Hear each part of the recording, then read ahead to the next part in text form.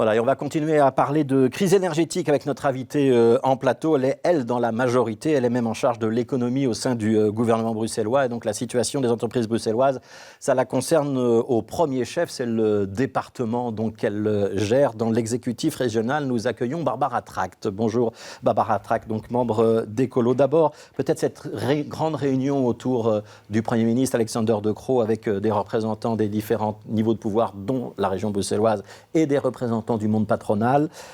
Beaucoup de demandes formulées par les entreprises et une sorte d'appel à l'aide. Vous l'entendez, cet appel à l'aide ? Oui, absolument. Je l'entends tous les jours. Je n'ai d'ailleurs pas attendu la réunion d'hier pour l'entendre. Hier, donc, les représentants des différentes entreprises, différents types d'entreprises, des différentes régions, ont commencé à nous adresser des listes des mesures qu'ils estiment nécessaires pour répondre aux difficultés qui sont rencontrées tous les jours par les entreprises, petites et grandes, et partout dans notre pays. On a eu un petit échange là, avec une suggestion de l'opposition, mais on comprend très bien le problème quand même entre les demandes des entreprises qui demandent à être aidées, avec des dispositifs qui pourraient être comparables à ceux de la crise Covid-19, et des finances publiques qui ne sont pas au mieux de leur forme. On peut s'endetter encore plus ou pas ? C'est vraiment des décisions qui vont devoir être prises et discutées aux différents niveaux. Il y a différents types de mesures. Donc c'est sûr qu'il y a des mesures qui vont coûter cher. Mais est-ce qu'on doit repartir vers des aides massives comme on l'a eu au moment de la Covid-19 où il y a même eu des moments où plusieurs pans d'activité étaient complètement à l'arrêt ou sous cocon ? Ou est-ce qu'on doit essayer d'éviter ce système-là et de n'aider que ceux qui sont en difficulté ? Non, philosophiquement. C'est clair, philosophiquement, et même au moment du Covid, on aurait préféré n'aider que ceux qui étaient et ceux qui sont en difficulté. Et on va, je pense, tirer les enseignements de ce qu'on a appris pendant la période du Covid, c'est-à-dire qu'on peut aujourd'hui beaucoup mieux identifier quelles sont les entreprises véritablement en difficulté et cibler les aides sur celles qui en présentent le plus, en réalité. Alors, on va peut-être s'intéresser un petit peu au tissu des entreprises bruxelloises, parce qu'il y a une étude de l'IPSA qui avait été publiée au mois de juillet. Oui. Donc c'était au moment où on commençait à avoir des craintes sur l'énergie. Cette étude, elle se révèle utile aujourd'hui. On peut dire que les entreprises bruxelloises sont un petit peu moins dépendantes de l'énergie que dans les autres régions, mais par contre, on est plus dépendant à l'électricité. Oui. Ouais, c'est ça l'idée ? Un petit peu moins. Oui, donc dans le mix, on dépend moins du gaz que les deux autres régions. Ouais. Enfin, la dépendance reste quand même. Le coût de l'énergie, c'est 3,3% des charges des entreprises. En plus, le coût de l'électricité étant fixé lié à celui du gaz, ça reste quand même très très difficile pour les entreprises bruxelloises. Ouais, mais donc on a une dépendance plus forte à l'électricité. Oui. 49% du coût énergétique à Bruxelles, c'est de l'électricité, alors que dans les autres régions, ce sont les produits pétroliers qui sont de loin devant. Ça veut dire quoi ? Ça veut dire que la facture, en ce moment, elle est en train d'augmenter plus vite pour les entreprises bruxelloises que pour les autres ? Ça veut dire que les difficultés sont aussi importantes, puisque le coût de l'électricité dépend aussi du coût du gaz.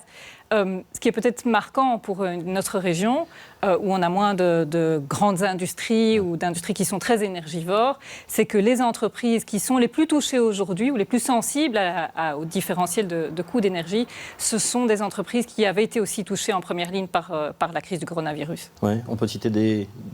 Absolument. Donc, c'est les secteurs des arts, spectacles, le secteur de l'événementiel, les commerces, et puis l'ORECA, bien entendu, les restaurants, les cafés et les hôtels. Ouais, la note de l'IPSA, elle pointe aussi les transports. Oui, oui, bien entendu. Notamment la STIB et la SNCB, qui a son siège à Bruxelles, qui dépendent très fortement de l'électricité. Ça veut dire que les prix des transports vont devoir augmenter ou pas ? Ça veut dire que des décisions vont devoir se prendre pour que ces entreprises puissent effectivement faire face aux augmentations du coût de l'énergie. Ça fait partie du panel de mesures qu'on va devoir adopter, de décisions qu'on va devoir adopter dans les jours qui viennent. Alors justement, les décisions que vous pouvez prendre, on entend bien qu'on attend un geste européen du côté du fédéral pour essayer de bloquer les prix de l'énergie. On entend bien qu'il y aura peut-être du chômage économique ou du droit passerelle qui sera également décidé par le fédéral. Que peut faire la région bruxelloise ? Elle doit faire quelque chose en plus ou pas ? Oui, certainement. Et donc on prépare des mesures et différents types de mesures qui seront complémentaires, comme lors de la crise Covid, à celles qui sont adoptées par d'autres niveaux de pouvoir.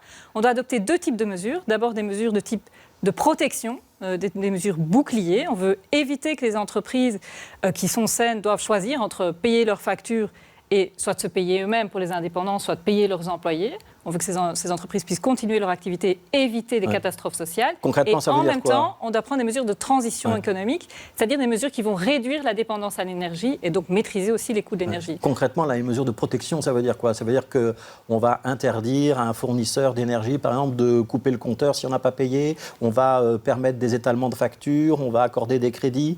Mais donc ça, c'est effectivement des mesures qui étaient dans la liste que les entreprises nous ont déposées hier et que nous étudions aux différents niveaux de pouvoir, parce qu'il faut voir à chaque fois quel est le niveau de pouvoir compétent, des moratoires sur les citations en faillite, par exemple, des allongements des délais de paiement, des prêts qui vont permettre aussi d'allonger le paiement des factures avec des garanties d'État ou des garanties régionales. Ce sont tous des types de mesures que nous étudions, qui devront être ciblées. Et ce sont des mesures, effectivement, pour protéger les entreprises, empêcher une catastrophe sociale liée à cette augmentation des coûts de l'énergie. Est-ce qu'il y aura une coordination sur ces mesures ? J'entends par là, est-ce qu'on va adopter le même type de politique à Bruxelles, en Wallonie, en Flandre ? Ou est-ce que ce sera chacun pour soi, un petit peu comme à l'époque de la Covid-19 ? Le sens de la réunion qui était convoquée par le Premier ministre, c'était de faire en sorte qu'il y ait la plus grande coordination possible et que les mesures s'imbriquent bien les unes avec les autres. Et j'espère effectivement... Il y a un esprit de collaboration et de coopération ? Je pense qu'on a tous appris de la crise précédente et on voit bien que pour les entreprises et pour des raisons d'égalité, c'est ça qu'il faut faire. Quand est-ce que vous vous revoyez avec le fédéral et les autres régions ? Donc le Premier ministre a proposé aux entreprises de les revoir d'ici 2 ou 3 semaines, mais entre-temps, nous commençons tous à travailler, non seulement à étudier les mesures, ce que nous faisons déjà, mais aussi pour certaines d'entre elles à les mettre en œuvre. Alors vous avez dit qu'il y a des mesures de protection et il y a aussi des mesures qui sont des mesures plus à long terme, l'isolation des bâtiments, l'efficacité énergétique, etc. Est-ce qu'on peut encore aider les entreprises ? Est-ce qu'il est encore temps de le faire ou c'est trop tard ? Non, il n'est pas du tout trop tard. Je tiens d'ailleurs à dire qu'à Bruxelles, les primes énergétiques sont accessibles aux entreprises, je le dire et le répéter. On doit les renforcer ou pas ? On doit certainement les renforcer, on doit renforcer l'accompagnement, mais il existe déjà... Est-ce qu'il n'y a pas des entreprises qui ont un peu raté le coche, là ? C'est sûr qu'aujourd'hui, les entreprises qui avaient déjà fait ces démarches-là, qui sont déjà aujourd'hui dans une démarche de transition, qui ont déjà réduit leur consommation d'énergie, sont dans une meilleure position, dans une meilleure posture pour faire face à la crise qu'on est en train de vivre. Mais ce n'est pas pour ça qu'on va abandonner les autres.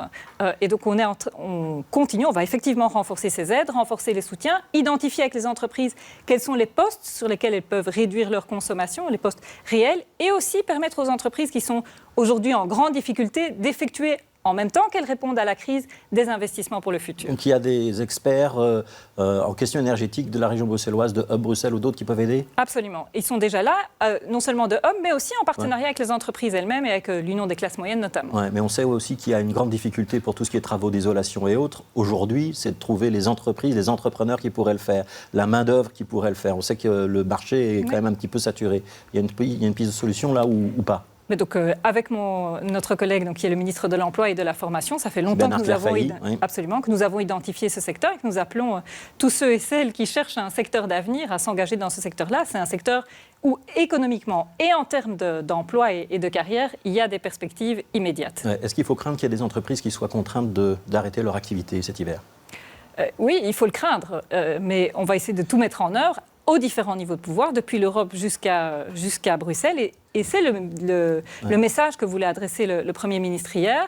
Des sociétés, des entreprises, des indépendants qui avaient une activité saine avant cette crise, on veut mettre tout en œuvre pour leur permettre de continuer leur activité. Je prends un exemple, celui d'un boulanger qui a vu sa facture énergétique tripler parce qu'il faut quand même le cuire, le pain. Absolument. On va l'aider ou pas ? Bien sûr qu'on va l'aider. Donc quand je dis de mesures ciblées, c'est précisément la situation du boulanger, elle est évidente. D'autant plus que le boulanger ne peut pas répercuter les coûts d'énergie sur son prix, surtout le boulanger artisanal qui fait son pain lui-même. S'il augmente trop le prix de son pain, les gens vont aller l'acheter au supermarché. Donc vraiment, on doit l'aider. C'est typiquement le type de commerce. Je repose ma question, excusez-moi d'insister, mais est-ce qu'on a les moyens d'aider au gouvernement bruxellois ? Est-ce qu'il y a encore de l'argent dans la caisse ou est-ce qu'on va devoir créer de l'endettement ? On va devoir être complémentaire aux autres mesures. Donc, il y a vraiment des mesures qui vont être prises au niveau européen, au niveau fédéral, par exemple, sur le chômage temporaire, par exemple. Et ensuite, au niveau bruxellois, comme nous l'avons fait pendant la crise du coronavirus, on adoptera les mesures complémentaires nécessaires. Mais ça veut dire qu'on va avoir de l'endettement supplémentaire ? Je devrais en discuter, évidemment, avec mes collègues. On devra avoir ces discussions, et singulièrement avec, évidemment, le ministre du Budget. Voilà, une toute dernière question, parce qu'on a beaucoup parlé d'entreprises. Je voudrais qu'on parle quand même aussi un peu des ménages, des particuliers. On sait qu'il y a un ménage bruxellois sur 3 qui, aujourd'hui, bénéficie du tarif social. Est-ce qu'il faut d'autres mesures d'accompagnement ? Oui, il faut beaucoup de mesures d'accompagnement, tant des mesures de protection aujourd'hui pour faire face à la précarité énergétique, que des mesures qui permettent à ceux qui sont aujourd'hui dans la précarité énergétique d'investir eux aussi, ou que quelqu'un investisse pour eux, pour réduire leur dépendance à l'énergie. Donc là aussi, ces travaux d'isolation, efficacité énergétique dans les logements, dans les bâtiments. Et leur accessibilité, oui. Ouais, et là aussi, il va falloir trouver des budgets. Absolument, donc les budgets des primes énergie, mais ils sont là, ces primes sont disponibles. Et on aura doit pour trouver tout le les monde. moyens. Et on doit trouver les moyens. Il va sans doute falloir les renforcer, et tant mieux, parce que c'est des investissements qui sont des investissements à long terme et qui sont aussi bons par rapport notamment au réchauffement climatique ou à l'épuisement des ressources naturelles. Ouais, il y a eu la Covid-19 pendant 2 ans. Vous avez encore le moral ? Écoutez, on est là pour.